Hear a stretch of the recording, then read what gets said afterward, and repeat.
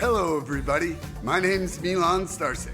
Welcome to Freedom Rising, a podcast dedicated to empowering individuals on the journey to personal growth, lasting serenity, and freedom from addiction. Tune in and join the movement.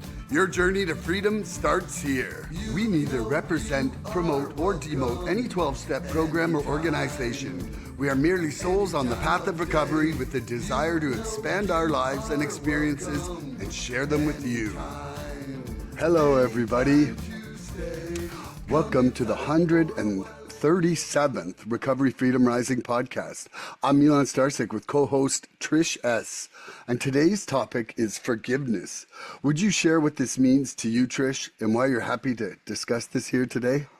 Hey, Milan. Thanks for having me on.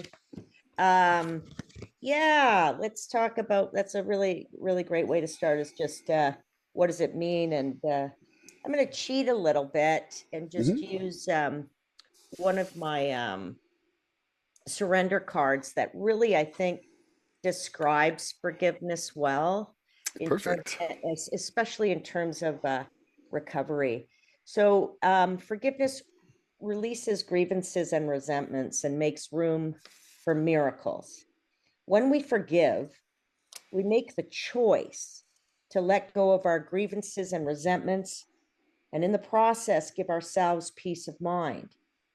Forgiveness involves letting go of ego, judgment, and anger in favor of understanding, compassion, and love. It does not mean we deny that our feelings were hurt, and it does not mean it is okay to go back into an abusive situation. It does mean we are free to move on with our lives because holding on to resentments blocks the flow of life, or as we would say in AA, blocks the sunlight of the spirit.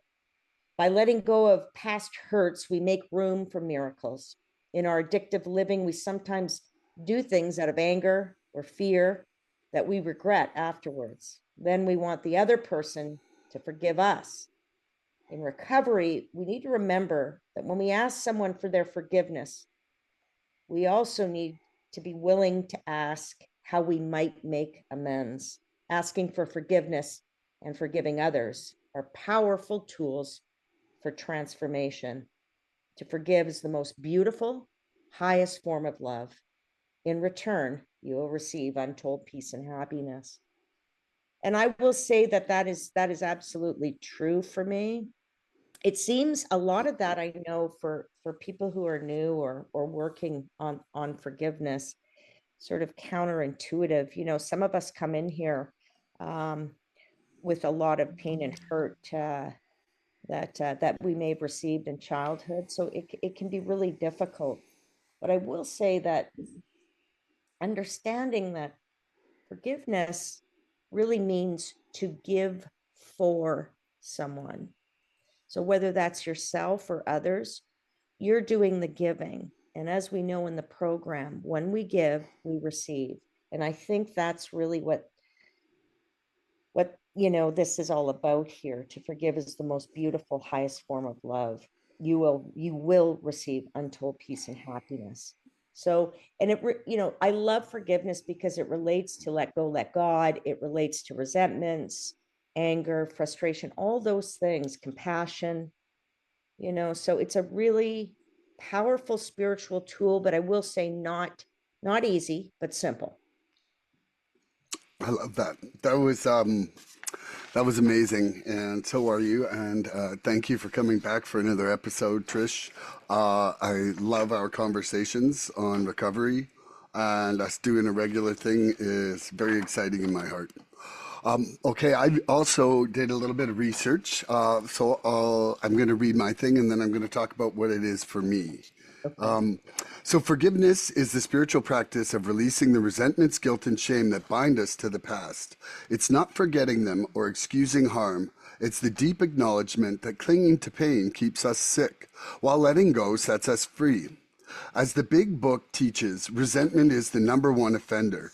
In NA's Living Clean, forgiveness is described as a gift we give to ourselves, a way to break free from the chains of anger and self-righteousness. For those in long-term sobriety, forgiveness is less a single event and more a way of living. a steady practice of compassion, understanding, and release. And so, to add to that, though, when I was at the conference, I think I mentioned this to you on the last podcast. Forgiving oneself is giving up hope on a better past, and I thought that that was just a really great way of kind of like all the shoulda, woulda, couldas in life. And I liked how you broke the word down, like giving for. Uh, Right.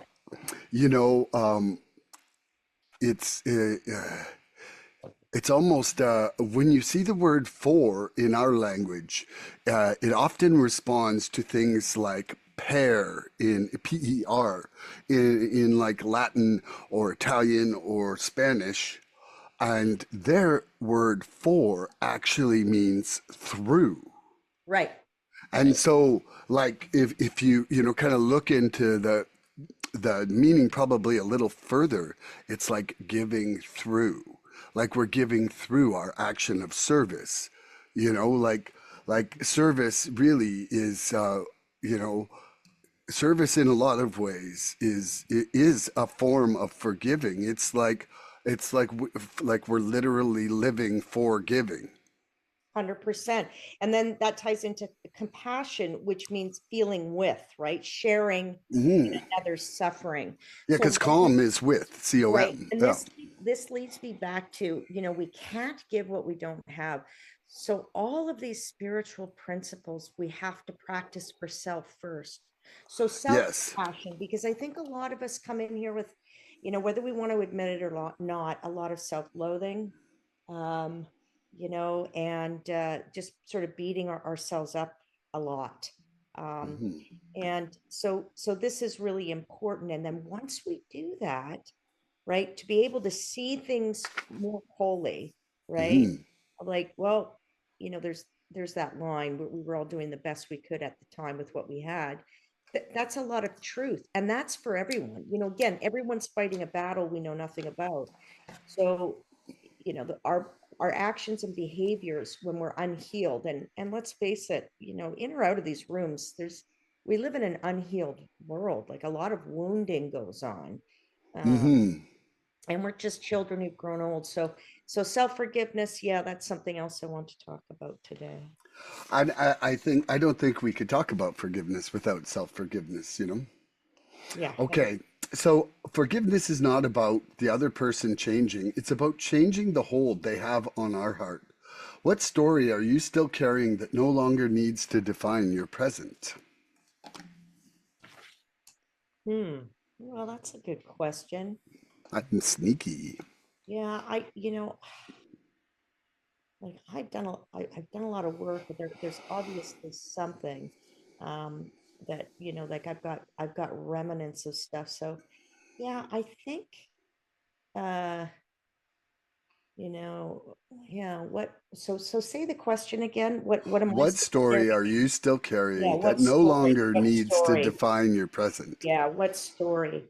I mean, I think that's the beauty about really working this program, because ultimately that's what it's about. Like that whole thing about surrender and changing the story, right? Hmm. Like we can't really recover and get to that place where, today, but for the grace of God in this program, I live in 10, 11, 12.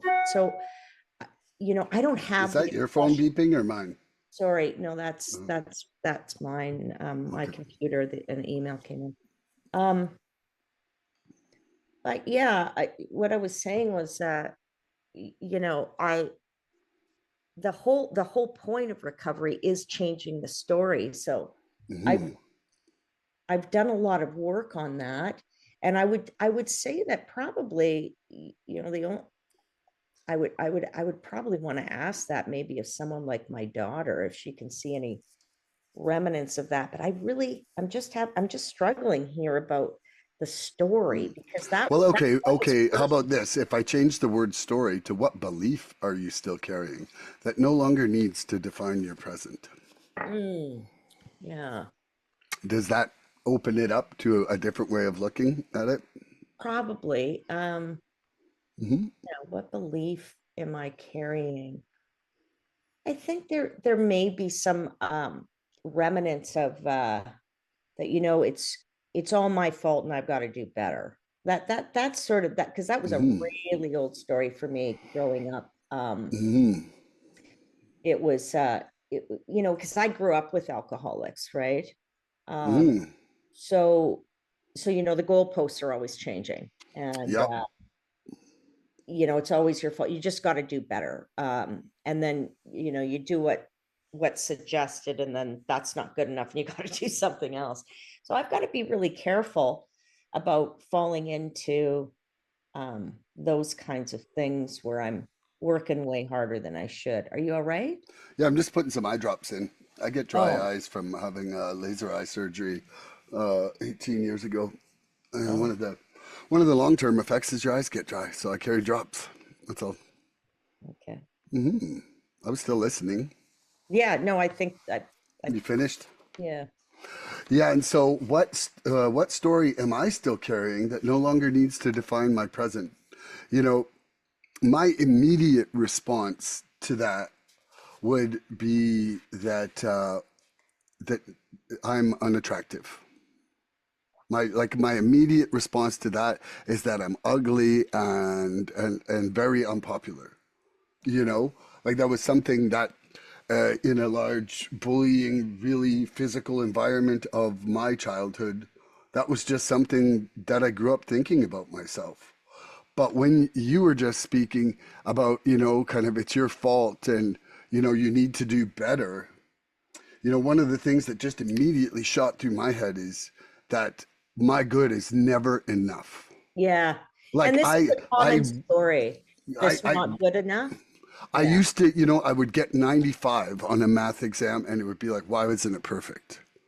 You Yeah. know, like it, and it was just a constant thing where like, and if I got 100, why didn't I get the bonus too and have 103? Like there was never a satisfaction point. I, And, you know and what? I'd like to say a couple of things about yeah. that, Milan. One is that, as you know, I'm a therapist, and Mhm. irregardless of, sex, status, financial situation, et cetera, always, every single one of my clients has said that. So that's in or out of these rooms, right? This Yeah. feeling of not being good enough. And Oh, the other thing that yeah. I'll just say about that is, here's an example personally. So, when I was in school to become a counselor, I can't even remember what the question was, but in the entire room, this question was asked of me, something about me. And everybody, it was about, who I am, and, my value and worth and all of that. And everybody put up their hand in agreement except one person.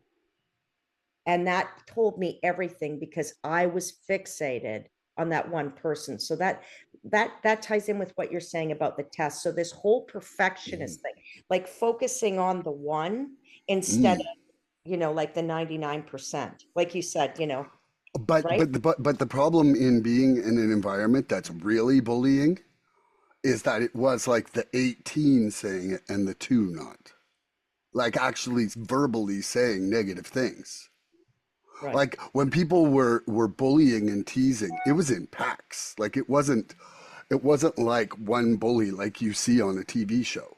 Mm. Like it was I sorry, I misunderstood. I was thinking more yeah. about you with that perfection piece about the test, Yeah. like you were talking about tests. Okay, yeah. I just It, thought no, you meant when in your example, I thought you had gone back to the unattractive or not popular or whatever it was, my first part. I misunderstood there. That's all. it's Yeah. interesting too, because yesterday I was listening to a speaker who was talking about that too, about just focusing on the one. There could be all this positivity and all these accolades or whatever, but the one person or the one thing, Hmm. right? And that informs us actually of where our work is, when we see that slight imperfection. I was relating to the test thing, like it's never Yeah. enough, right? Yeah. It's like, why was, like what you said was, why wasn't that 100%? Yeah. Why You know, wasn't I perfect? instead of celebrating the 99. And even when it was perfect, it was like, why wasn't I better than perfect? Like it really was. Like there was bonuses offered on almost every test, and if I wouldn't get perfect and the bonus, I would just beat myself up about that mistake. And like and I remember somebody who was getting like 50s and struggling with the actual material, looking at me and going like, why can't you be happy? Like I remember him saying that to me, and I'm like, I don't know. Like I'm like, because I think I can do better. Which leads And perfectly into our topic about self-forgiveness, right? yeah, And self-compassion, well, right? exactly. Having some compassion. I wanted to say one thing though. With this first question, what am I carrying that no longer needs to define my present? Is that I may still have that. Oh gosh, I may still have that predisposition to feel like I need to be better, Mm-hmm. but driving along or walking along with my daughter a couple days ago, we were talking about how great our life is, and I said, I said if we had to relive this last month forever, I'm like, aren't we really having an amazing life? Like all the things that we do and we're doing and the experiences we have and where we are and the people we're doing them with.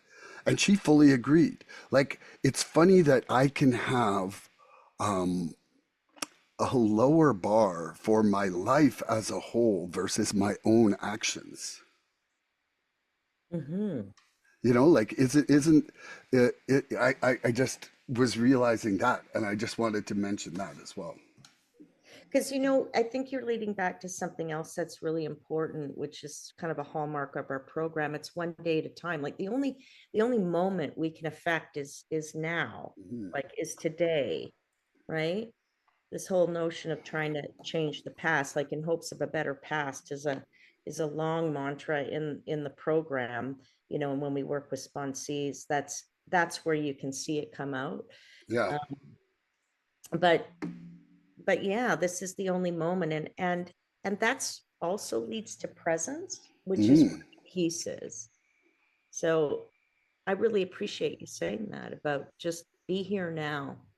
That's where life is right now. And like my song this morning, what quote did you pick out? You picked out "Never too late to turn gratitude on." Right. Like, and it's because we're here now. Right. Like you can lament not being grateful before, or you can worry about not being grateful in the future. But if you just turn it on right now, this is the only moment you've got to affect. You just reminded me of something I learned years ago. I forget the name of the tribe, but they're in Australia, an Aboriginal tribe was really confused about this notion of mistake. Like that they don't Hmm. have a word for that. There are no mistakes. It's all just learning. So, Yes. I think one of the things that can be really helpful for addicts and alcoholics is just to remember life's a classroom, not a courtroom. Yeah. And sometimes we're the worst judge. And that will block the sunlight of the spirit and all these spiritual principles, which are essential to grow in this program. Yes. 100%. Mhm. Do you have questions, or do you want me to continue on the questions? Go ahead. Go ahead. Okay. I just didn't know. I wanted to touch base because we didn't converse about that. Okay. The longer we stay clean, the more we learn that peace is a result of release, not resolution. What unresolved pain have you begun to release without needing to be right? Hmm. Mm. Yeah. Um, you know, it took me a long time to really understand that whole notion of letting go. I remember working with like this whole notion of letting go and letting God. Um, I remember working with a sponsor who said, Trish, what I want you to do is just sit there and I want you to tense up, like from your jaw, clenching your jaw, your entire body, your hands, your arms, as tight as you can, all the way down to curling your toes, and just sit and hold that. And Mhm. that sort of went on and on. And, I was like starting to shake, and I was thinking, okay, what's this about? And she goes, okay, now just let it go. Like, and and for me, that's what I return to today. Mm-hmm. It's just this sort of analogy of, if I feel like I'm starting to hold on to something, I think about that. Mm-hmm. And that's the release. So, when you live in this program, I guess, I don't even really pay much attention specifically to what comes up, rather, but more the solution. So that's why I'm saying it like this, because I'm having a difficult time even thinking of something right now, but Mm-hmm. just these are all the principles that I practice. And so it doesn't even, all that stuff doesn't even matter. It's just, for me, it was all about the solution. Like, how do I change my mind in a moment? And today Mm-hmm. it's like, it's in a second. It's a So second. to describe to And people changing your mind in a moment then. like, I might feel an arrow, but I know today that, okay, that may be triggering something from my past, right? Like, we're all kids who've grown old. Mm-hmm. And, Yep. and I have the ability today, because of working this program, to recognize that, and then know immediately that if I allow that arrow in, that's me doing it to me. It's Yeah. not them. So, I'm an alcoholic, my problems, Trish, right? Like, you hear me say that all the time. And So, so does Wayne Parker now. right? Yeah. And so that's where my power lies. Like, I know we talk a lot in this program about powerlessness, but I see the program of recovery as so powerful. And And empowering. I think we need to focus more on the power, on how powerful we become when we practice these principles and when we live this way. Mm-hmm. You know, I because we talked briefly about that, about the flaw, right? Seeing the little flaw, the 1%, right? Whatever. Mm-hmm.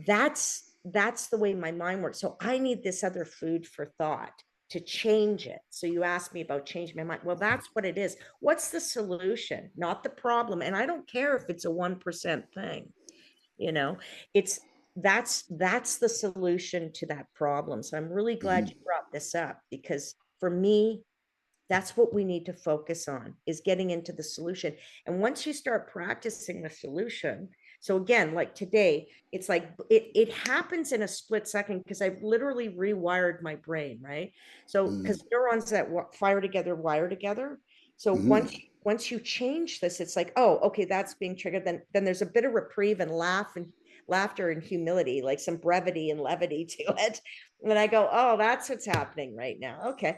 Well, I don't believe that anymore. I don't live like that anymore. So as Mm-hmm. long as I know what's going on for me, that's the healing, right? So when Mm-hmm. we talk about self-reflection and doing our own work, it's just to identify, like this, just like what is being happened, like what wound is being hit and open right now from that. Mm-hmm. And then there'll be a whole belief system around it. But once you continue to do this work, like Tigger, sorry, the cats, um, It's you all know, right. I then love it.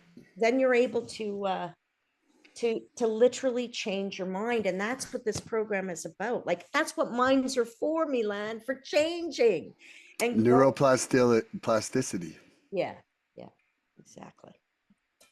Yeah, I loved your answer there, because it really, it really is like that. What you focus on becomes greater. So instead of focusing on the problem, you're focusing on your solution and growing the Well, strength of that.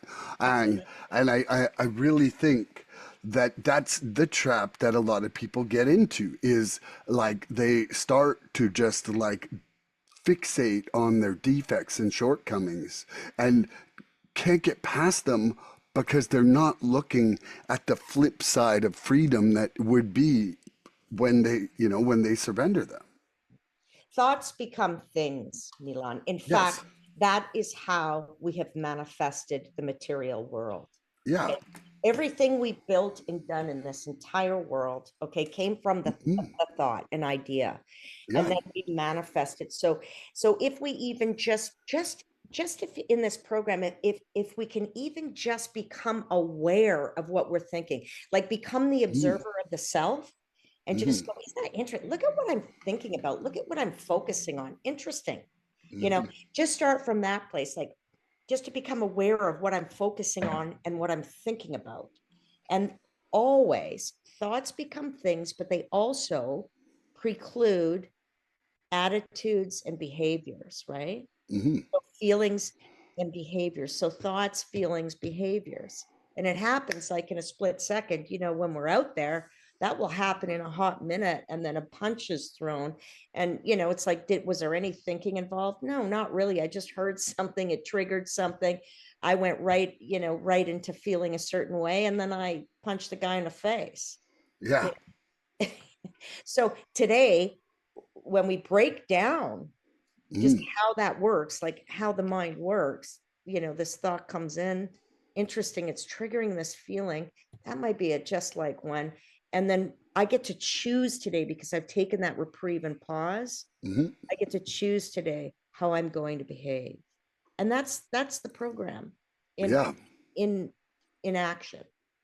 I this is ever since I was 23 years old, I've built every house I've lived in. And so this last house was the only one out of the three that I actually had written plans for. And so, I mean, the first house, I literally looked at a forest, pictured the work, and constructed something, without even a written plan.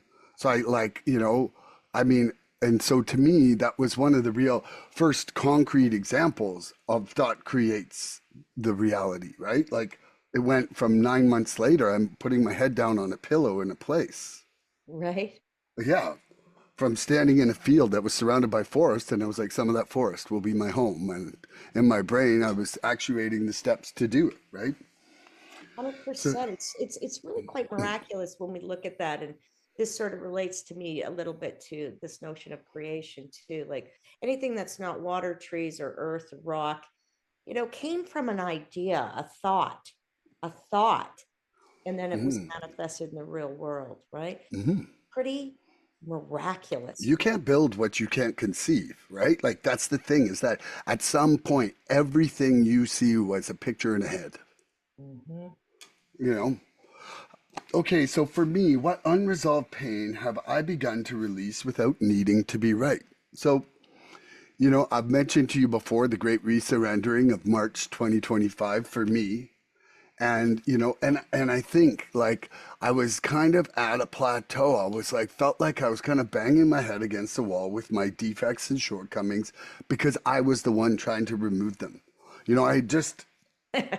I had literally just kind of like put surrender to the side and was like, you're for addiction. I'll deal with the defects. Here we go.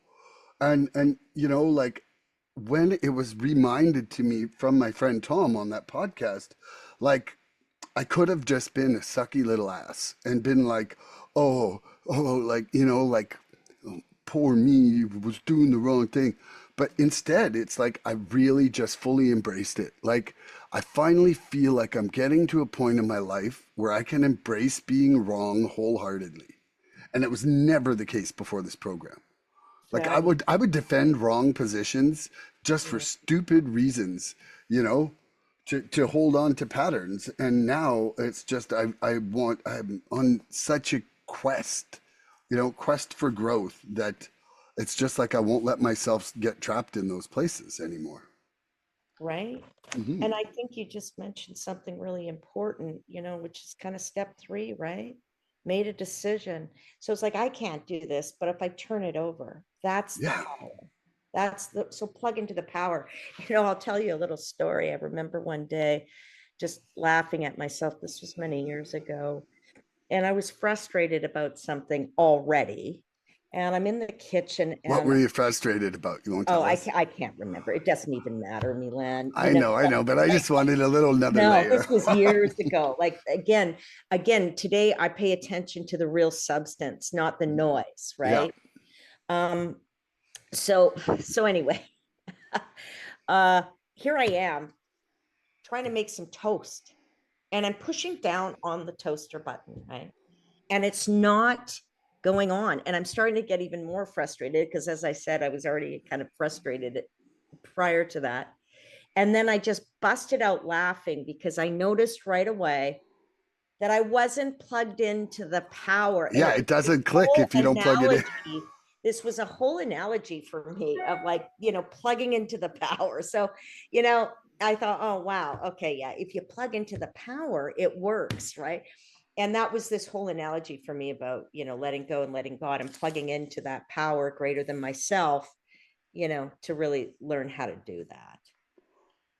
That's amazing. I love that analogy, plugging into the power. Like, that's And it literally a also, perfect analogy. yeah. And it also brought me to laughter and levity and brevity. I mean, we have to sort of lighten up a little, right? Yeah. And not be so hard on ourselves. Like we're all just children who've grown old. So we're just, and in my view, God just sees us as his kids anyway. I mean, we can't, God is incomprehensible, right? Like, so it's like we're never going to learn it all. We're never going to know it all, but just to have that childlike, not childish, but childlike presence of like, oh, so again, being open and willing to learn. And you just made a great example of doing that, because today you're totally open and willing to just be wrong and let it go. You don't have to defend something or fight for something. Again, we've ceased fighting anything or anyone. I was doing a podcast on acceptance back in the fall. It was December, actually. And, one of the things in my research, one of the phrases that I came across, it was in the Living Clean book, and it was talking about acceptance, but it was talking about embracing the constant state of change.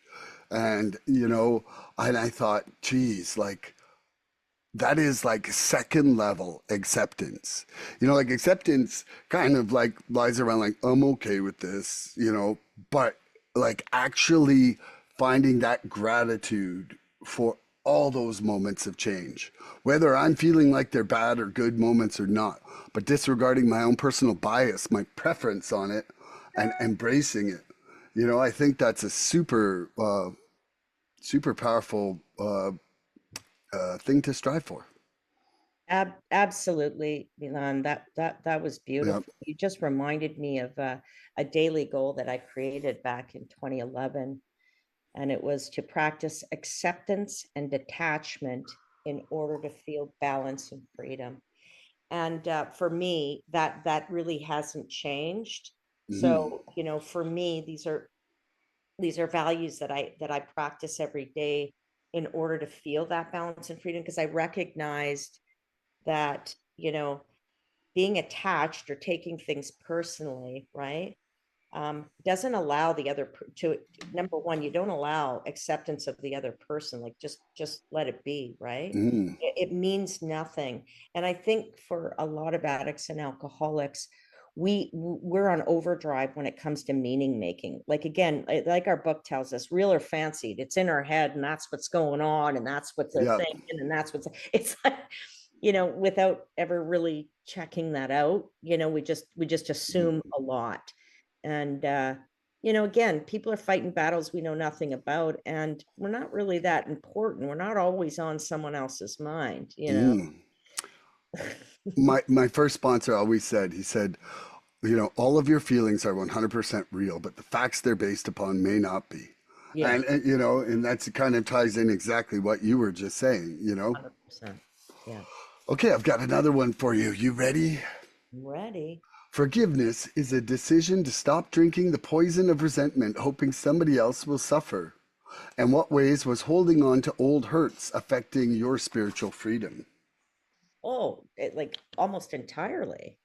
When we don't let go, uh and hold on to all these resentments, I mean, it's just hurting ourselves. Again, back to what I'm saying, we're not that important. We don't, people don't think about us all the time. So, there's that other thing about, they're living rent free in your head. you know I just, again, I think that just learning to practice these things, is just such freedom today. When I think back to the way I used to think, feel, and behave, i'm just i'm just in awe. I'm amazed. I'm so grateful for what I've learned, because I kept myself in a prison and I really couldn't see it. I really couldn't see it. We bought our own delusions. Yeah, there you go. Sure, absolutely. Like that was the thing when I did my first round of steps. I was like, I will never be able to unsee this. Like ever. Yeah, Even if I start lying to myself again, I'm gonna yeah, be like, oh, that's the same as that old lie. Oh, wait, that is that old lie. Like, right. like I can't unsee things now. Yeah. And in what ways has holding on to old hurts affected my spiritual freedom? You know, it was like the last time we talked, and I was talking about going back to ground zero of that night I died. Like I really got taken back emotionally and also psychologically of like what that night felt like in my head. Like as much as I remembered it, being there in color, smell, and everything was another level of recollection. Like, Right. and I am so grateful. Like, I am so grateful. I'm not running that hamster wheel of insanity and addiction like I was. And like it was a self-harm generating machine. Right. Like it was literally wanting to keep me hurt and resentful so that I would always be running to it. Right. Right. Well done. Amazing. Well done. Well done, Milan. Yep. That kind of self-reflection is so important. When we look back and just think of the insanity, it's a miracle, really. But just the crazy of it. And it was in it. And once we're not polluted in the mind and the spirit and able to have that reflection to look back, we recognize like, wow, I was a tiger holding myself by the tail. I was doing this to myself, but in it we can't see it. Like the wild thing to me is that it's like host wise, right? I can host the freedom or I can host the insanity. Yeah. And it's still the same physical person. Like maybe not entirely, but I just mean like it's crazy that our capacity for existence can have such varied states of being. I love that. Host the ghost, right? Host the What's ghost. right? Like what spirit, right? The spirit Yeah. in which you live, in which you give, in which you think, in which you be. That Hmm. will define your personality. And we get a choice today of what spirit we wish to wear. And I really love the way you put that because that, the host of the ghost, right? Yeah. Yeah. You've touched on something really, really important. Are you ready for another one? Sure. We cannot be fully present for others until we've made peace with the ghosts of our past. What ghosts have you finally made peace with, and how did that affect your service to others? Mm. Well, service to others was just something I just started doing. And again, I don't think that when I started doing that, I could even really conceive of what I would receive, Can I right? ask you, what do you mean you just started doing it? You didn't do acts of service in your early sobriety or No, I like your said first? when I started Oh, doing acts of oh, I service. thought you said I just started doing it. Sorry. No, when I And when I I was like, who? started, I Yeah. couldn't conceive of what I would receive. Yeah. Um, Okay. Sorry. it was it, and I think for a lot of people that can sound really counterintuitive. But really, and again, this leads back to forgiveness, right? You give for, and then you realize in doing so, you receive so much more. And I think it's something you just have to practice on your own. So it'll be different spiritual awakenings by doing acts of service for everyone, Yep. depending on where you come from, what your wounds are, all that stuff, right? So we're able to see things, I think, from a broader perspective, and that opens up willingness, open-mindedness, and just this whole, letting the sunlight of the spirit in.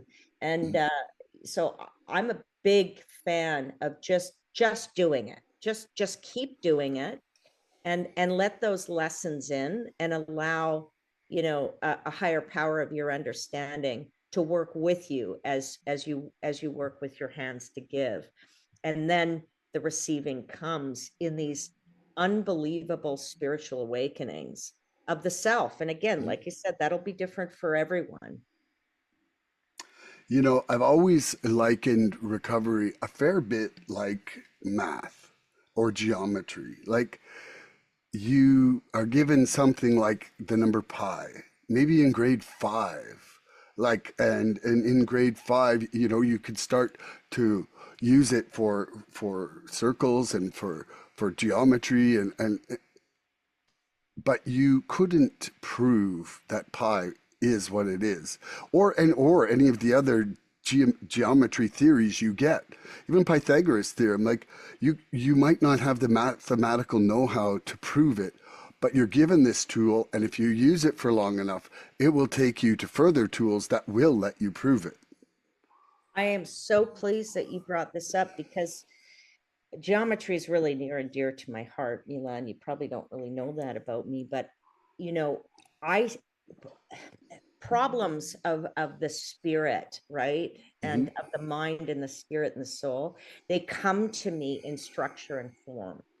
And I will see the obtuse form of it and these angles and these different angles and approaches uh, to solve that problem. It's interesting that you brought that up, you know, so there's probably a lot of people that don't know that about me, but that's actually the way I see these problems. They come to me in structure and form, Hmm. and when it's out of alignment, I will also see that structure and form out of alignment. That's amazing. Yeah. I kind of I see myself as somebody who kind of sees like form and function of things, Mm. you know, and as opposed to necessarily being like a minutia detail. It's like I see how things work together and fit together Right. more And how so they than, don't. or yeah, or how they don't. But that's like, I mean, that's literally how they fit together. Like, do they fit well together or not? I mean, it's still fitting together, like that, you know. And you know, like kind of even the other day when you made that post about the conch shell, and I was talking about harmony, and you know, I see the world in that kind of state of vibrations because of how much music and instrument building I've been involved with. Like, and Beautiful, Milan. yeah, And thank God for that. That yeah, you and I have a lot in common in that regard. yeah, I think we do. Yeah, the Absolutely. world was spoken into existence. This I don't think we give enough credence to that, and enough Yeah. reverence to understand that everything is vibratory in nature. Everything. And how important harmonic series are and harmony itself is, you Right. know?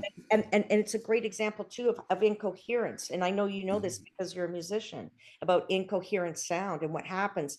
And these waves crash, and it's like I call it scratchy. It's scratchy to listen to, you Mhm. know, uh, because of the incoherence. So coherence and incoherence, you know, there's a lot that to me, this is all God's language. So it Mhm. really worked for me within this program.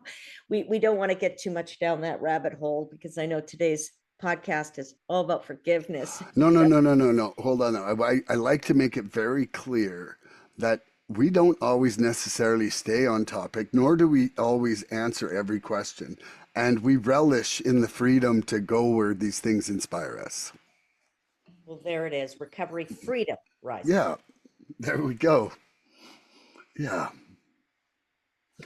So, what ghosts have I finally made peace with, and how did that affect my service to others? Well, gosh, like, you know, one of the big ones was guilt. I Mm, mean, you know, like doing my first step five, and I'm not saying I never feel guilt anymore, but what I'm saying is that I'm not carrying guilt anymore. okay. Yeah, yeah. Guilt is like a passing thing now, whereas guilt used to rent like the upper floor over here, had 5 bedrooms, had the view of the whole town. Like it was put in there by Catholic religion, and Mhm. and the Catholic education system, really. By the time I left that, I felt guilty about everything, who I was, what I was doing, what I had done, where I was going to go burn in hell. Like, I mean, everything. Like, I was not defined as a good person as a child because I was small, hyper, and really smart. And adults don't like competition for superiority at all. You're a recovering Catholic, as my good friend Val, God rest her soul, would say. Yeah, Yeah. well, I would say I definitely am. But I think we can all relate to what you said there, Milan, in little ways, as addicts and alcoholics about the ghost of guilt, of shame. Again, that was a big thing for me in my as we call it, family of origin. Um, you know, I was to blame. Everything was my fault, and I just had to get better. And so I love what you just said is, again, you go back to that instant moment of, oh, I just got pinged with that. No more. Here's how I'm going to change that around. That's mhm, no longer my story. I've yeah, heard you say that like it used to rule you in these 5 rooms in your head, but not today. it doesn't. But like the thoughts come now, and I kind of sometimes I can laugh at them. There You you know, go. Laughter is underrated. The levity and brevity of this program, to just recognize it, is is so important. Just to be able to laugh at the self and go, "Oh, isn't that funny? Look at me doing that I thing." didn't get sober to be miserable. Hmm. And that was one of the things that like that when I first went into treatment. The most seven out of the 8 people that were at the treatment center had been there 4 to 6 weeks longer than me. And there I come in and they're like, laughing and joking, and I was like, whoa, that's real amazing for them. Like, and then we go to meetings and I see people laughing and joking, and like that's one of the things when you're real low on endorphins and self-loathing of your rock bottom, you don't come in laughing like that. Right. And Well, and, and not to mention the damage you've done too to a lot of those neurochemicals, right? yeah, Because they shut off when we substitute them with a substance, mm, they shut off. So you're right, it can take a while before your body comes online again. it can take a long time. And so anyway, I am very grateful that it's back. And laughter is definitely something that I enjoy with friends all the time. I mean, we laugh. I have a good time at our meetings that we share together, and and really, there's a pretty good spirited bunch in the South Okanagan here, for people in recovery that I can find, I can find some humor with for sure. Oh man, like I laugh with Wayne Parker or Joseph. Oh my God, those two guys, they can get me laughing ridiculous. Right. Okie dokie. Forgiving oneself is often the hardest act of recovery, but the most vital to sustained healing. What part of your past self still calls for grace today? Mm. Yeah. I guess it would probably be this whole doing more, like, and I don't mean, I I mean it in this way. Um, you know, I'm aware today of the gifts that were divinely given to me, and I believe that we all have them. We're part of this mosaic, and we all have these gifts and abilities and talents that were God given. And so I would say that that's probably it for me today, because I know I'm kind of playing small. Like I've got I'm aware of my gifts and abilities today, and I feel like, it's come up for me a couple of times, like, are you really utilizing these things? Like, we don't want to squander the things we've been given. They were given to us to be shared and to nurture, right? And grow. Um, so that's what I would say to that. I love that. So, forgiving ourselves is often the hardest act of recovery, but the most vital to sustained healing. What part of my past still calls for grace today? It is absolutely like the part of me that feels I may have damaged or hurt my daughter at all. Mm. I'm definitely in the midst of some magical living amends with her right now in a way that I never foresaw it being as amazing as it is. But What there's do you still credit for that? um, changes inside myself. Like, the whole attraction versus promotion thing. Right. Like So the program really helped you. me, me, me changing enough for her to notice, me Yeah. talking about it with her, and her actually seeing, The like, changes. no, like, no, me talking with her and being able to convey the solution clear enough for her to see it as something she wants. Mm. That's what I would say. So that's step 12. Yeah, it is. It is, but it's also, for me, it's a big part of step 9. Well, because I was never that shining example for her. If anything, I was the one leading her to a lot of the trouble that she was probably part of. I love that you have identified how the program works. Yeah, it does work. It absolutely. I would not be here right now doing this podcast if this wasn't something I believe in wholeheartedly. And it's because you're working it, Milan. Well, I work it like a horse. Like I'm like, let's go. Come on, we got a field to plow here. And thanks for identifying that too. Again, this program doesn't work for anyone. We work for it. And when we Yeah. do, and when we do, these are the kind of miracles that happen. Unbeknownst to us, we were the last to know, but here you are showing how this works in the family disease model too, right? Like with Mhm. your daughter. I mean, how beautiful is that? That's really It's the beautiful. most beautiful to me. Because again, like you said, I couldn't imagine it. Like, how am I going to get out of that? How am I going to fix this? How am I going to, right? And that's what I want your viewers and listeners to really hear. Our viewers and Yeah, listeners. yeah, yeah. Is how this really can work, even when Mhm. we don't see a way out or see a way of creating those changes with others, right? And how old was your daughter when you came into the program? She was 5. So she probably barely remembers train wreck mama. Yeah, she does. She does. Yeah, it's funny. I've talked to her about that. I'll have to ask her again. But I know that, that's the miracle of this program too. Like she grew up in the rooms. I mean, I was a single mom, so I was taking her to meetings and stuff. And, for the longest time, she just sat at the table. She'd say the serenity prayer with the rest of us at the end. And, so those seeds were planted.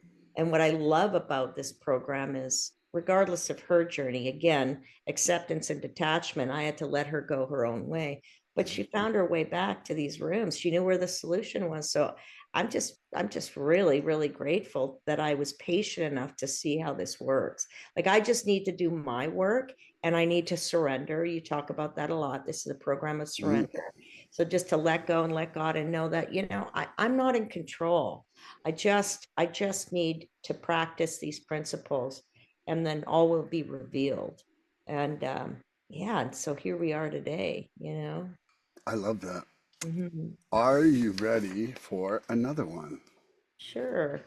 Forgiveness is a form of spiritual courage. It means choosing love where fear once lived. What act of forgiveness stretched your capacity to love in a new way? Mm. Yeah.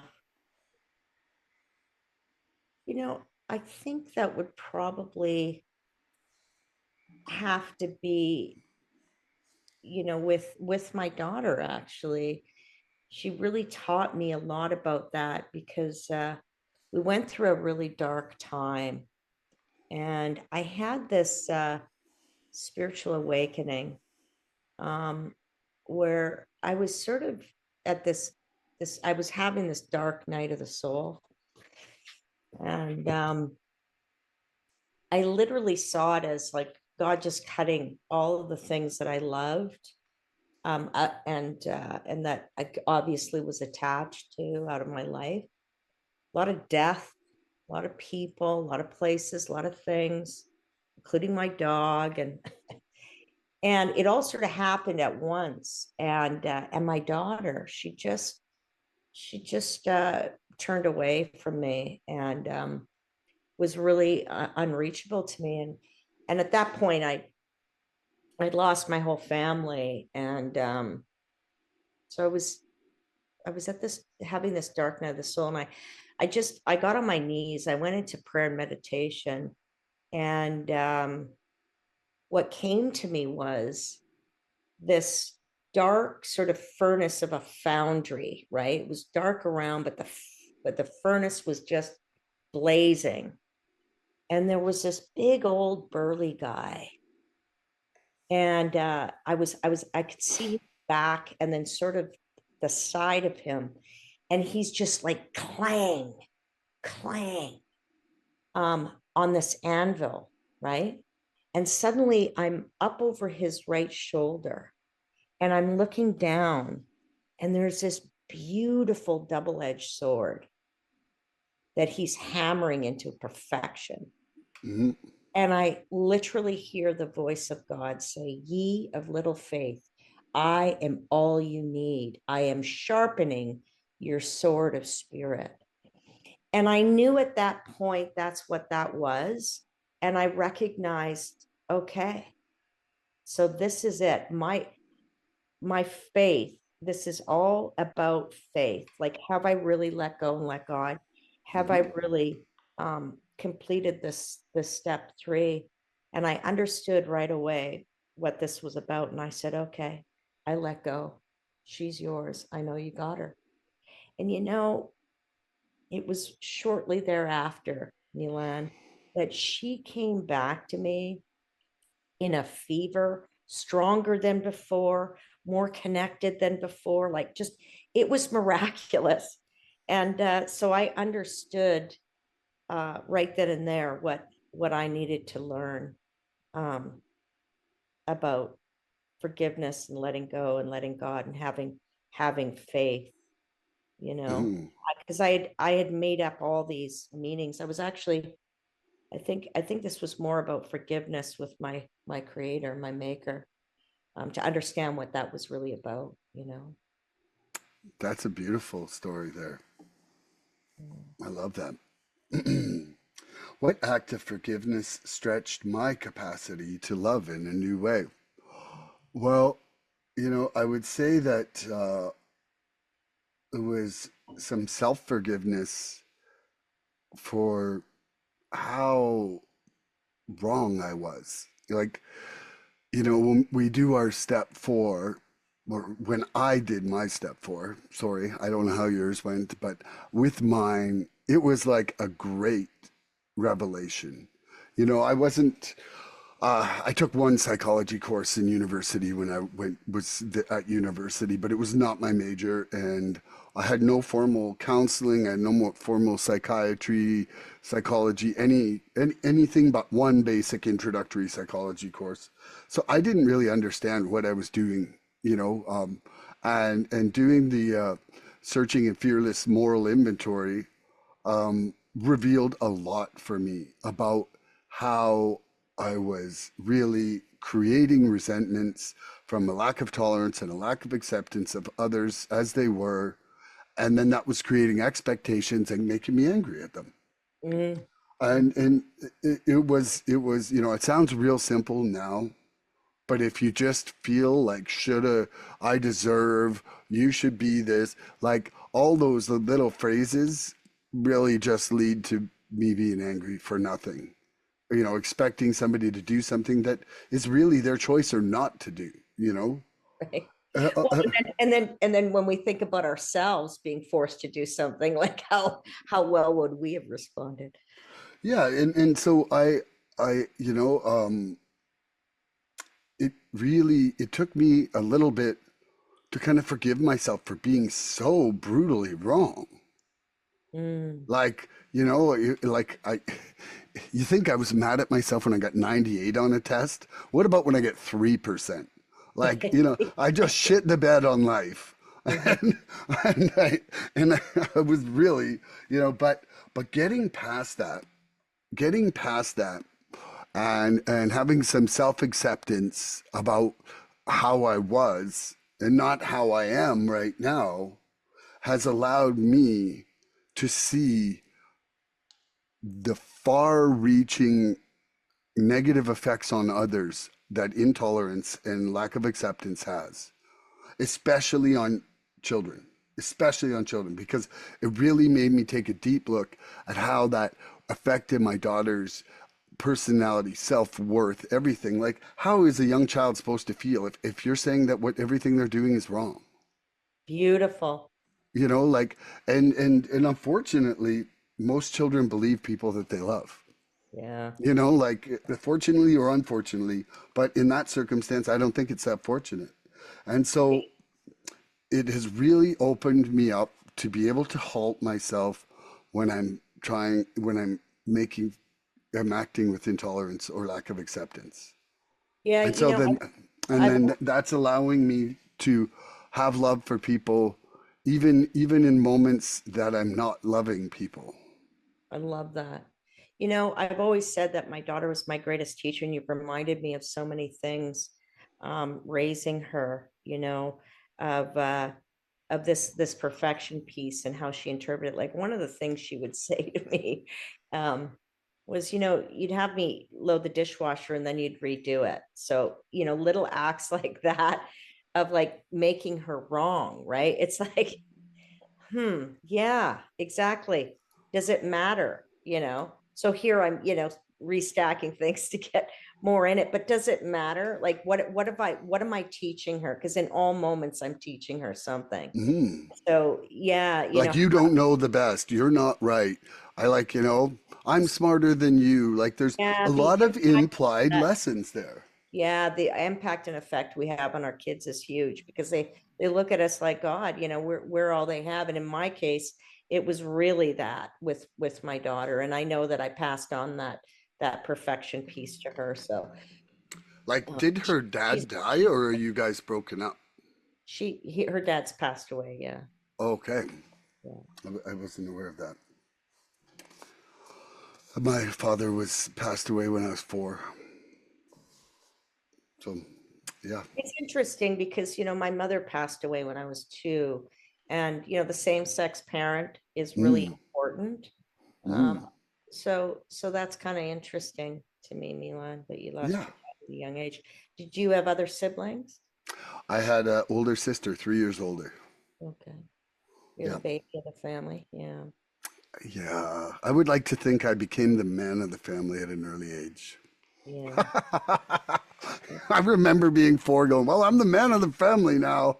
I guess Yeah. I should call the shots, like this little tiny kid. Like, having watched like some Archie Bunker show or something like that. Like, it, Right.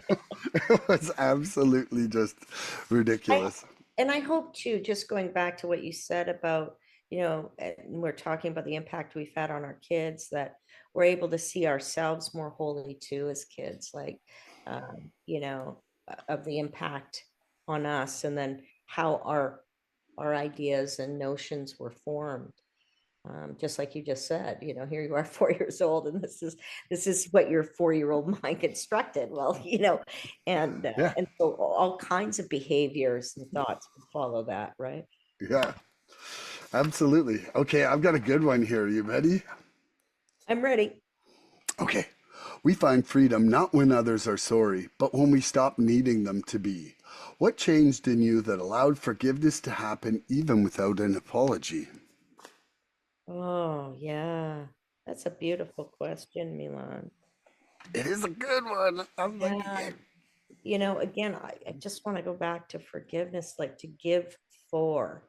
So, Mhm. you know, when I give for someone else who isn't capable, it also allows me to see them a little more wholly too, like meaning wholeheartedly, like to see the person, and all their stuff, because when we do this work, we're it's all encompassing, right?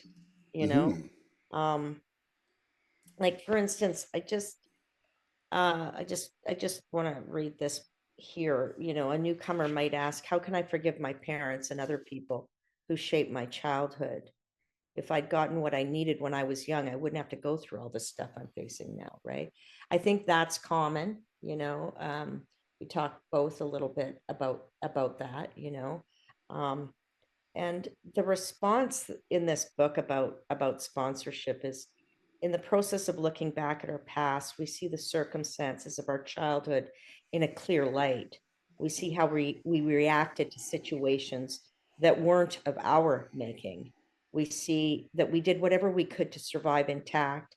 We developed our own particular strategies and strengths. Today, we may feel as if all we can do is assign blame to others and feel anger and resentment. We may not be ready to forgive people who harmed us, but we can acknowledge saying, today I'm not able to forgive. Forgiveness can't be forced. However, we needn't assume that we'll never feel it, because once we've honestly looked at our past, that we've survived, we can take actions necessary to be restored to wholeness. One such action is becoming willing to forgive ourselves and then others. So, you know, I think the more we do, and really for me, what that's about is the more we do this work, the more we can see the totality and trajectory of our whole lives from childhood to now, and what got us here, and all of the little things that shaped and formed our thoughts, feelings, and behaviors. And then be able to actually think about, you know, like in this case, about our parents or about others, that, you know, what did they experience that informed their thoughts, feelings, and behaviors, and shaped them to maybe react in these certain ways. And that has really helped me a lot, you know, back to everybody's fighting a battle we know nothing about, and maybe just getting curious with someone like that, you know, getting underneath it. And what I found is, by doing that, by really getting curious with others that we may see as harmful, or, you know, just inappropriate, is no one's really asked them. Like, no one's really cared enough to get underneath that guard, that mask, that front, that armor, to say, you know, why are you wearing that? Why are you carrying that? Like, what happened? And uh and that can be a beautiful breakthrough. And so for me, that just that, like, that's that figure eight that happens, that infinity sign from heart to heart. It's like, oh, when I see you, you see me. It's like, this really helps in the forgiveness process of self and other. It's like, oh, wow, okay, I get it. So I can, you know, it makes sense, because I don't think anyone is really crazy. I think I think that we're just shaped and formed in our thoughts, feelings, and behaviors because of our circumstances.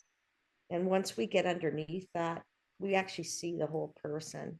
And that helps us, I think, to see ourselves. And again, that self forgiveness, like that guilt and shame, letting go of the bludgeoning of the self, you know, like you said about the Catholic thing. I'm always guilty. I'm never good enough. You know, I'll just, you know, it's just with the whip. And this is how I think we heal each other in the world. And it's actually pretty simple, not easy, but simple. Oh, wow. I love that. That was epic. As are you. I love you, Trish. Okay, so we find freedom when when others are sorry, but when we stop needing them to be. What changed in me that allowed forgiveness to happen even without an apology? Well, you know, the very first thing was awareness. Like, awareness that it's me who's causing the hurt by my expectation of their actions. Awareness is the only thing required. But awareness is like like awareness is my vehicle for change. 100%. It's the only thing required. And if I don't have awareness of what my part in things, There you go. what I've learned is, if I don't have awareness of my part in it, it's always your fault. Like, 100%. And then you get to be the consummate victim, you see. Oh Milan. no, I was the prince of pity parties. I was the prince. I was like, I could hold a pity party all day long. I could invite you, and you could come and show your pity, and I'd like yours, and you'd like mine. And then, hey, why don't we call Lonnie, see if Lonnie's got some pity too? Hey, Wayne Parker, you got some pity? We're going to party. Like, Yeah, right, it right. was amazing. I literally, like, I literally left options looking at life going, oh my God. Like, I had some friends that our literal role in each other's life were pity affirmations. Like, Right. like, like, it was like literally, hello, who's got the greater pity? Let's talk about pity and pity party, pity. And it would go on for an hour, and then we'd be like, pity, pity. Ooh, let's go see if we can spread our pity around the world.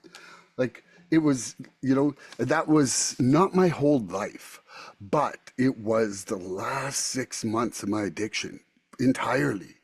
Like, it just really, I, Clouded. I can think of like the exact month where it was just like boom, things started happening and accelerating and just becoming like darker and darker and darker. And I was like, man, I'm surprised anybody even picked up the phone to talk to me at that point, because it was like I look back and it was like I was a preloaded pity party. Here we go. I'm gonna come and party. Like, it was nuts. Right. Mhm. And some in the program might say like that's when we're looking for someone to co-sign our BS, right? Oh You know, man. right? It's like I didn't see even me, need see you to me, see me. co-sign. I just needed an audience. Like, you Yeah. didn't even have to say yes. And if you said no, I'd prove to you why I was right. Hmm. Like, I was ready. I was ready for whatever And that's defense an attempt strategy. to look for somebody to co-sign this stuff. Like, Yeah. like I need to get somebody on board who understand. Like, no one understands me. But even if you didn't, I could create a resentment towards you for not having pity for me. 100%. I'm like, Trish has no compassion. Like that, right there. It would start with that and go further. Okay, you ready for another one? Sure. I just wanted to, you know, if I could. You can. Um, this is really good. I can forgive, but I cannot forget is another way of saying I cannot forgive. Right. Yes. Whoa, like that. Right. So the best of us are flawed. The worst of us have some redeeming features. Getting to know ourselves involves the willingness to face all aspects of our character, our generosity and selfishness, our courage and fear, our open and closed places. If we can see ourselves with objectivity, then we're better equipped to see others as they really are. That sort of leads back to what I was saying about this figure eight between two hearts, right? It's just so powerful when we're able to just intimacy, like look into someone else, because we're that connected. Like everything's connected, Milan, and we're all just, to me, every single person that ever was, that is, or will be is one cell in the mind of God. So, we're just reflections, right? So when we do this work together, that's why this program works with one another. That's why it's an upside down triangle. That's why the rooms and the people in it are everything. That's what matters most. We're just a bunch of regular people out there, opening up meetings and making coffee and talking with one another so that we can see one another. So intimacy, like, and help one another. And I hear that all the times in the rooms of Alcoholics Anonymous is that, when I listen, like what I've heard today has helped me so much. Like, thank you for sharing that. And what a beautiful thing to share our humiliations, our demoralizations, or all this stuff and actually heal each other. But really it's that simple, because that's the honesty. Like we're all flawed, fallen, failed people. Like, and just to be honest about that, it's like miracles happen. And I've yet to see that out, anywhere else really out in the world. It doesn't happen like it does in the rooms of recovery. I thought originally when I was starting this podcast, I was like, okay, this is a way for me to kind of create a bunch of information for some newcomers or whatever. And right after the first two episodes, I was like, this is an amazing healing tool for the co-hosts and me. Like, Yes. like this format. like not only do we share with other people, but the way that we go over the questions and both get to answer and both get to talk about things, it really creates a fabulous vehicle for learning. I love it. I love this format. Like, you know what, Milan, the best way to learn is to teach. Mm, And that's sort of what we're doing here is teaching and learning. So teacher student, and that goes back to that cyclical model of many cultures, and especially the native one, of like no one's better than anyone else. We're just all in a circle here, and we're all mm, connected, and we get an opportunity to learn from one another and to share these things that really help, that really help to heal. And it's my experience that the world's a really wounded place in or out of these rooms. It just is. yeah. And if we just understood how simple this was to actually heal those things, in a wider scope, I think the world would be a different place. Like I've always thought, we should teach these 12 steps in school. I remember thinking that when I first got to the I room. I agree. I think every school should have it. Yeah, Like it's it should be like, okay, you're going out in the world. Let's just clear up the shit of your childhood now and move on. Yeah. Yeah. And this, I think, goes back to that self-forgiveness, like the more we know, the better we forgive. Mm, Um, and that's why this program works too. Like, the steps are in order for a reason, right? yeah. So, I can see some of the ways I harm myself when I was in active addiction, and I've added my own name, right, to the amends list. How do I go about apologizing to myself? It seems absurd, right? But when it comes to making amends, apology isn't the whole story. When we apologize, we express regret for what we've done, sometimes offering an excuse or an explanation. But amends comes from the Latin word, which means free from faults, to free from faults. So we've talked a lot about this, right? Like again, that not good enough, like there's just always something wrong, right? Always faulty, right? But when we make amends, we acknowledge that what we did, and then find a way to compensate for it. So in taking responsibility for our behavior, we change, we're free to move forward without the terrible burden of guilt. So you talked a lot about guilt, right? Yeah. And guilt and shame, really, I don't think really serves us well. Maybe that feeling of guilt, but certainly not shame. And I think that's what keeps us stuck in guilt. So when we can begin to feel compassion for the person we were when we were active, right, in our addiction, and once we understand that we're trying to take care of ourselves in the only way we could at the time, we begin making amends to ourselves the day we enter recovery, right? Like you talk a lot about that, how like this whole other world opened up to you, right? um when you, as soon as you got in recovery, right? So for many of us, giving up our addictive substance or behavior is the hardest thing we've done in our lives, and the most freeing. But when we were in it, we couldn't see it. It was like our solution to everything, and the last to know that it was the beginning and end of our problems too, right? you Our know addiction did not want us to see it. Like who's 100%. kidding who? Like my addiction side was like never look over there. Don't look over there. Mock over there. Like don't even see that as a potential solution. Right, just yeah, the trickery of it all. So no one can give us the feelings of worthiness and self-esteem that are part of complete recovery. We must experience them ourselves. So again, back to, it's an inside job, right? To self, for self, by self. Forgiving ourselves is essential to our healing process.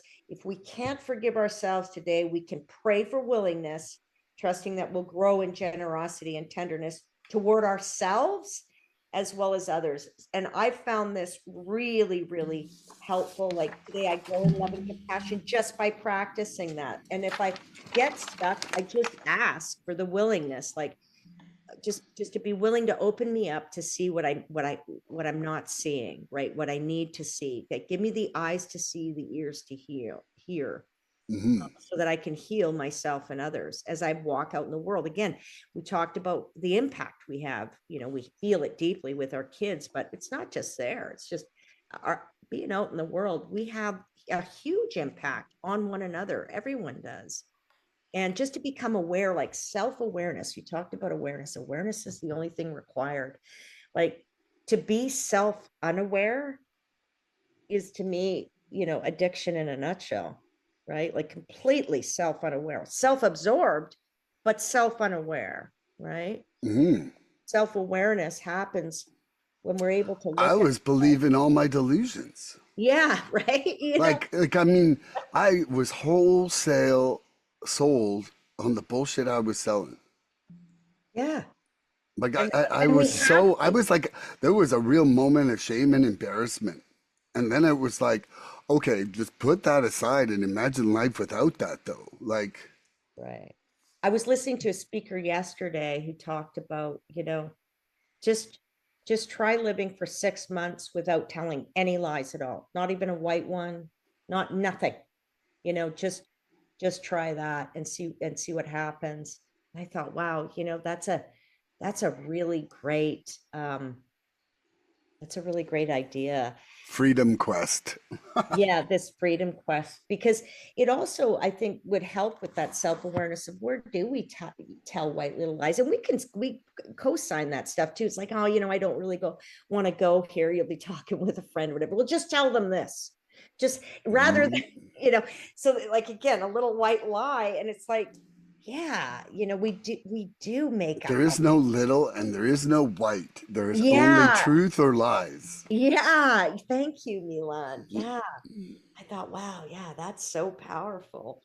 Gosh, like I am trying my very best and I still can't be perfect in honesty. No. Like I'm trying, I'm praying, I'm trying to surrender my What do you think dishonesty. stops you though? Is it fear? Fear. It's absolutely Yeah. fear. It's fear that you will not like me if you Right. know the truth.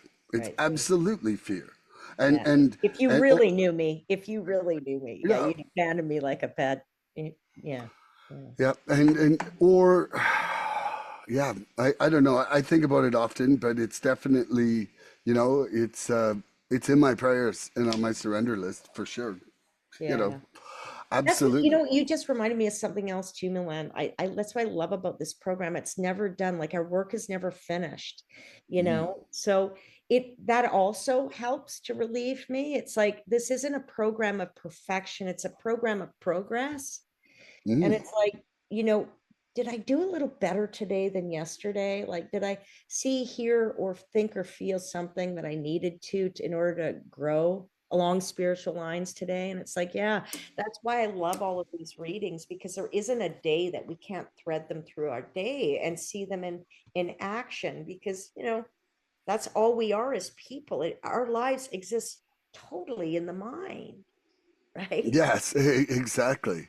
And like I'm not saying I'm a super dishonest person right now. Like that was not my statement there, but it is something that, upon reflection, like, I was mentioning I'm going into this two-way prayer thing, and so I started it, and kind of the four pillars of it are honest, pure, unselfish, and loving.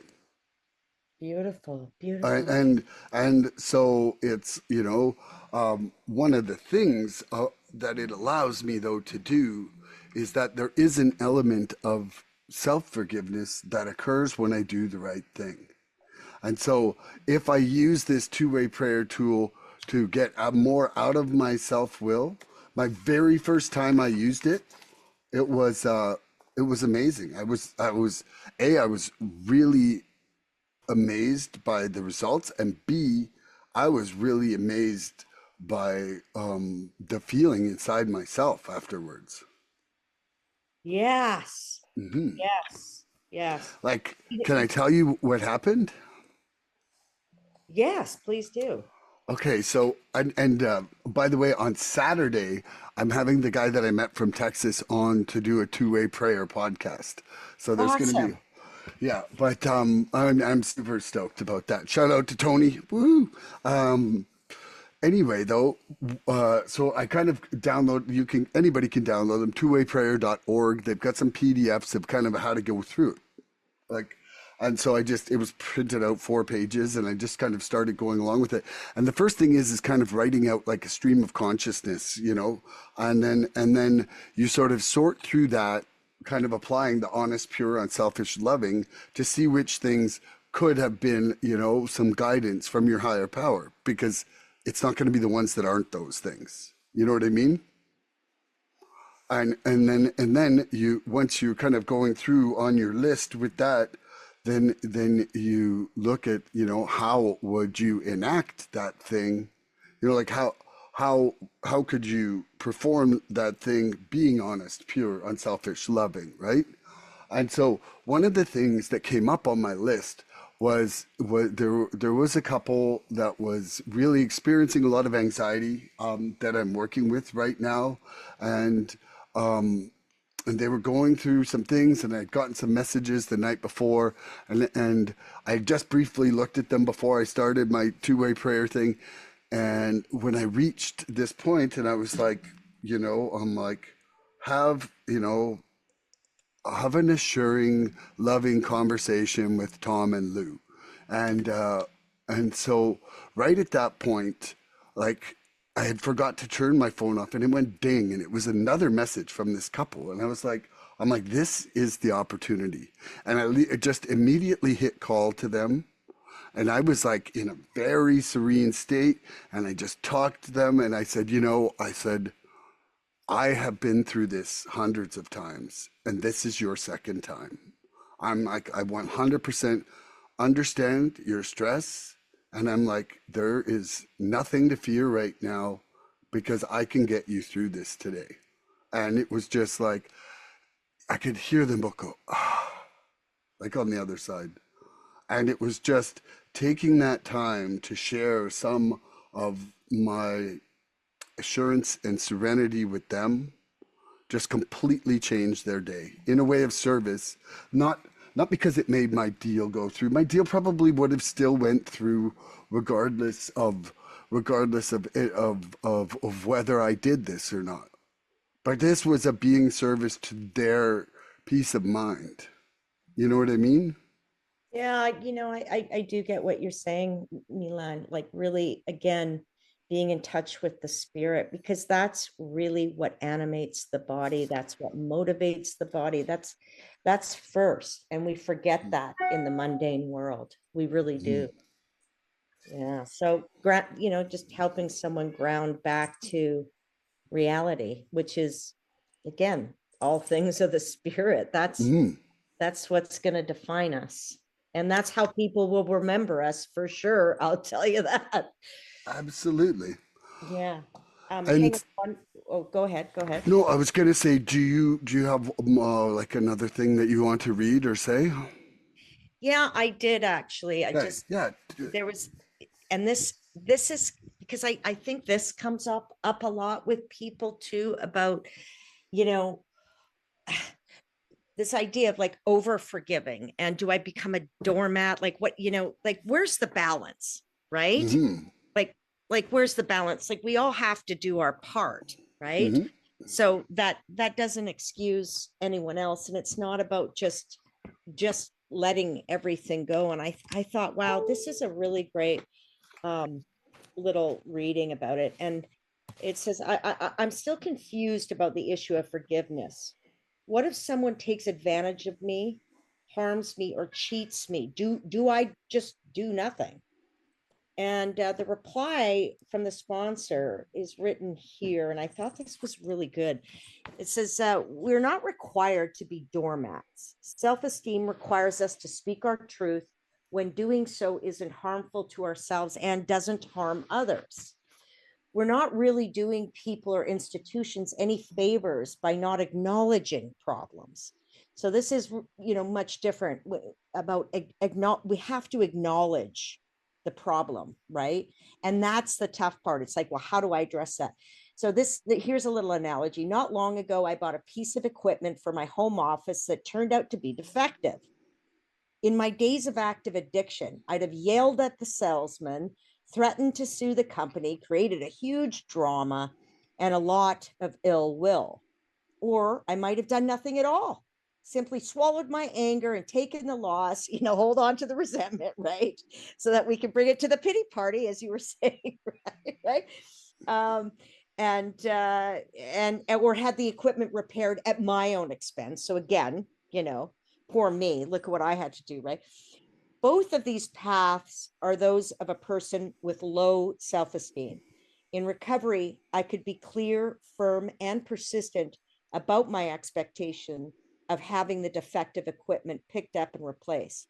Today, I expect myself and others to keep promises. Asking a manufacturer to stand behind a product is a way to express my respect for truth. Had my efforts failed to get results, I'd still have felt successful simply by speaking honestly. I'd achieved something important. Today, I acknowledge my needs firmly and clearly to myself and other. And when I read that, I just thought, I have a lot of work to do there. I Because love that. In fact, like I don't know if I could have answered that as beautifully as that person at all. right? So, but because this is also another thing that comes up, like this whole notion of just sort of feeling like a doormat. Like, do I just, and it isn't that. It's like they say at the end there, you know, I'm still successful because I did make an attempt to speak honestly and Hmm. truthfully and call this thing out. Right. And it isn't about calling a person out. It's about the situation, like to Hmm. talk. So again, not to personalize it, but just here's what happened. How can we resolve this? Right. And Hmm. even if it isn't the result you may want, we can be proud of ourselves. Like Yeah. for actually practicing this, and I need work there. Today, I acknowledge my needs firmly and clearly to myself and others. Not always, not always. So I really appreciate this podcast because that left me with a lot of food for thought and work to do. I love that. I'm so grateful we're doing this weekly one now. I'm really excited and I'm really happy. I think today was a wonderful experience to be part of, for me to learn, to share with you. And yeah, is there anything you want to say before we sign off, Trish? I just want to say thank you very much, Milan, and I really appreciate this because you're helping to sharpen my sort of spirit. Uh, this work is never done, and it's something I have to practice every day. And I love how this podcast really helps me to do that. So, I love you, Milan. Thank you for I this love work. you too, Trish. It has incredible value. I really think it does, and I feel grateful for the privilege to help and serve myself and everybody else on this path with this. And for everybody out there, thank you for tuning in, and tune in next episode for more recovery fun. Bye bye, everybody. We love you. Please help us help others. If you'd like what you've seen here today, please subscribe and share this podcast and help us get to 100 followers. We're looking for interaction with our audience. So please email recoveryfreedomrising@gmail.com or contact Milan South Okanagan Starcic on Facebook with questions, topic suggestions, or just comments. We'd love to hear from you.